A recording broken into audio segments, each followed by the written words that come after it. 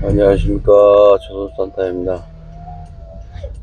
방금 약간 말이 이렇게 좀 꼬여가지고 다시 촬영하네. 새벽인데. 현재 시간 06시 30분이고요. 외기 온도는 5.5도 정도 되고, 3월 22일이고,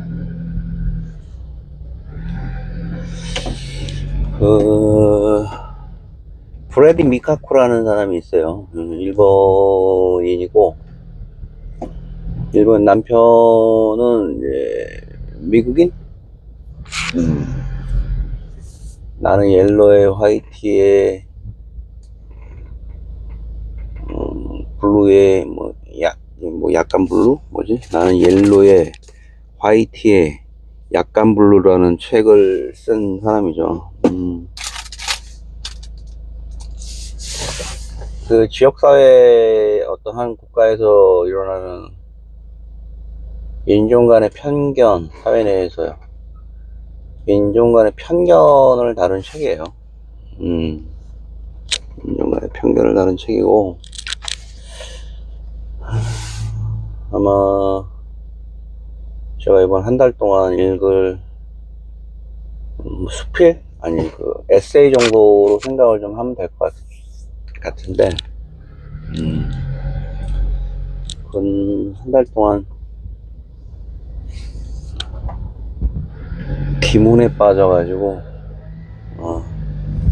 너무 행복했던 2월 3월까지 지냈던 것 같아요. 푹 빠져 있는 동안 많은 거를 알게 됐고, 그리고 생각을 많이 하는 작가가 생각을 많이 하게 하는 책이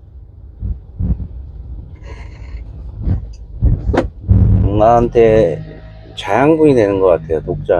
한테는 생각을 많이 하게. 그리고 어떤 작가의 배경에 나와 있는 작가의 배경에 녹아있는 그의 인문학적인 배경과 철학적인 거대한 배경들이 있는 사람이라면 더 좋을 것 같아요. 그래서 너무 행복했고, 이번엔 브래디 미카코의 나는 옐로에 화이트에 약간 블루라는 책을 한 달간 몇 번에 걸쳐서 좀 읽어보려고 합니다. 책의 표지는 나는 옐로에 블루에 옐로에 힘들어 화이트에 약간 블루. 지금 요 책이 그래요. 지금 옐로에 화이트에 여기 약간 블루가 있잖아. 그죠?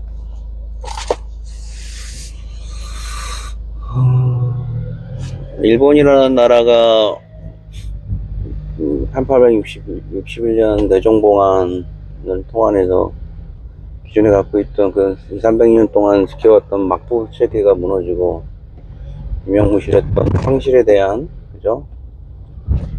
복권이 이루어지잖아요. 메이지 체제가 시작이 되고, 일본의 그 고메이 천황이 격동기, 그러니까 일본도 이렇게 좀 양아치 같은 어떤 그냥 행태를 했던 것 같아요. 우리한테 야만적으로, 뭐죠? 고종 명성황후가 시해되고, 그 배경에는 고종과 미우라 고로라는, 그죠? 일본 공사가 있었듯이, 그리고 고종이 독살됐다는 그런 정황들. 일본도 1850년, 60년대, 즉,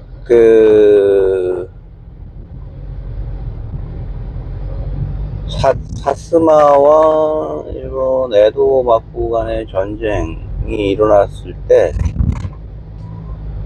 놀랍게도 그 시점에서 일본의 왕과 도카 이에모치라는 그 쇼군이 동시에 죽게 돼요. 그렇게 해가지고 주시라는 나라, 번이 살아나게 된 거죠. 운이 되게 좋았던 것 같아요. 그러면서 조랑양이 할 때 그 왕의 추대 관련해서 그 고메이라는 왕이 독살 당한 것 같아요. 그러니까 그런 측면에서 봤을 때 인간의 그 권력 앞에서는 어떤 뭐 자국 내에서 일어나는 비열한 짓이나 타국에서 일으킨 비열한 짓이 그렇게 크게 다르지 않더라고요.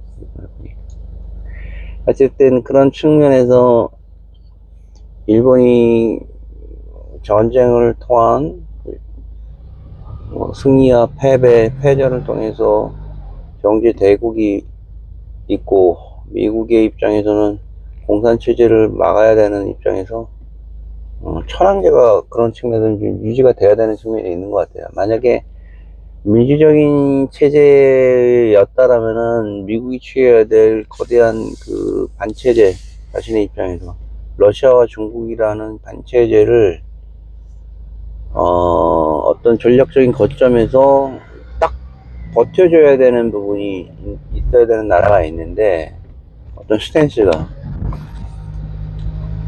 뿌리 깊게 그런 부분을 거역할 수밖에 없는 정치 체계를 가지고 있는 나라는 일본의 그 자기네들은 천황제당 제도일 거예요. 가만히 생각해보면 왜 그들이 우연이었는지 아니면 의도한 바였는지 모르지만, 그 의도한 바였든 의도하지 않은 바였든 지금에 와서 일본의 천황제 유지는 미국이나 유럽 서구식 민주주의를 지향하는 그들이 아시아에서 자신의 생존을 걸고 중국과 러시아를 방어해야 되는 정치 체계를 갖고 있는 나라는 한국도 아니고 대만도 아니고 일본일 거예요. 왜냐면 완전 민주화 됐을 경우에 입헌군주제, 지금 입헌군주제잖아요, 일본이.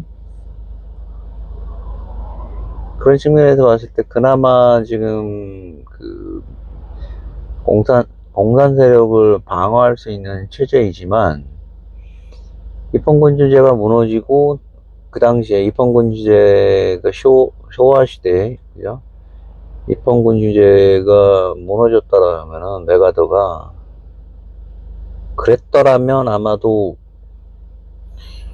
일본의 정치 체제가 그 고도화되기도 힘들고, 고도화됐더라도 아시아에서 이루어지는 많은 그 미국과의 그 소전쟁, 대중전쟁에서 상당히 취약한 부분이 드러날 거예요. 우리는, 야, 저 일본을 왜 이렇게 자꾸 미국이 우리 빼고 일본을 저렇게 극렬하게 방어를 하는 것인가 라는 생각을 해봤을 때, 일본을 방어해야 되는 이유는 태평양 지역의 진출을 막아야 되는 미국 입장에서는 그 거대한 방파제잖아요, 일본이라는 게. 많이 생각을 해보면 방파제 아니고 방파제, 그 방파제가 중국이나 소련의 러시아에 넘어간다라고 하면은 그 체제 자체에 대한 우호적인 부분이 대단히 난망해지는 거죠. 거대한 항공모함이 태평양 연안을 통해서 저 멀리 미 서부 해안을 공격을 할 수 있는 거잖아요. 지도를 가만히 보시면 지리적으로 한국이 거기서 처해진 스탠스는 일본이 갖고 있는 미국의 그 태평양 방어 전쟁의 전초기지에 하나의 어시스트 해주는 역할을 할 수밖에 없다, 지리적으로. 거기에 대해서 뭐 안타까워할 필요도 없고, 저는 그렇게 생각해요.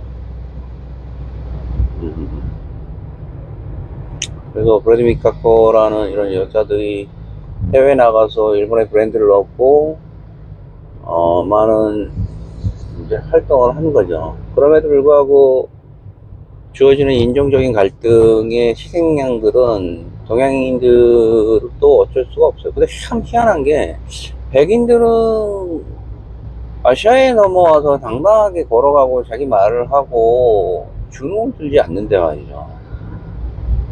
이상하게 한국, 동양이나 중국이나 일본인들이 불화파에 가면 주눅이 들고 좀 그런 경향이 있어요. 물론 한국에서도 혼혈인에 대한 생각은 그렇게 좋지는 않지만 혼혈, 순혈주의에 대한, 그죠? 그 순혈주의에 대한 어떤 열망이 아시아에서는 아직까지도 우세하고, 유럽도 뭐 그다지 많이 좀 완화됐지만, 뭐 독일이나 프랑스 같은 경우는, 영국 같은 경우는 흑인 뭐 여러 가지 인종들이 섞여 있잖아요. 정말 다양한 민족들이. 그럼에도 불구하고 학교 내에서 이루어지고 있는 어떤 혼혈에 대한 그런 차별이 여전히 존재한다고. 그리고 그 속에서 일어나는 아이들의 성장을 봤을 때 이 책이 주는 메시지가 상당히 크다고 하더라고요. 그래서 좀 시작을 하고, 브래디 미카코라는 여자를 알게 됨으로써 그 속에 있는 배경 지식을 좀 쭉 알고 싶습니다. 번역 소설이고요. 최근에 그 챗 GPT를 통해서 어렵지 않게 어떤 책의 글의 모티브를 쓸 수 있는 계기가 됐는데, 심혈을 기울여서 그 자신의 필력을 늘려갈 수밖에 없는 현실에서 최근에 나와 있는 챗 GPT의 출연이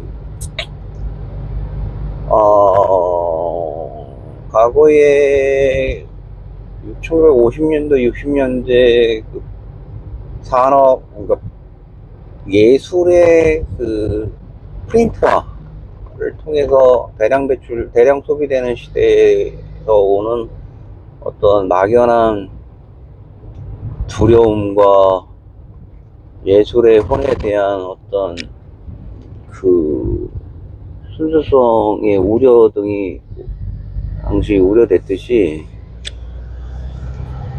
지금에 와 있는 글에 대한 쏟아지는 그 대량 생산이 될 것 같아요. 글 자체가 뭐 이렇게 어떤 메시지만 넣어주면 쭉쭉쭉 뽑아져 나가다 보니까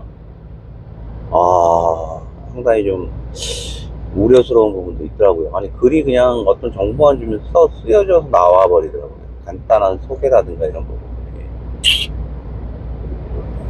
그렇습니다. 그렇고,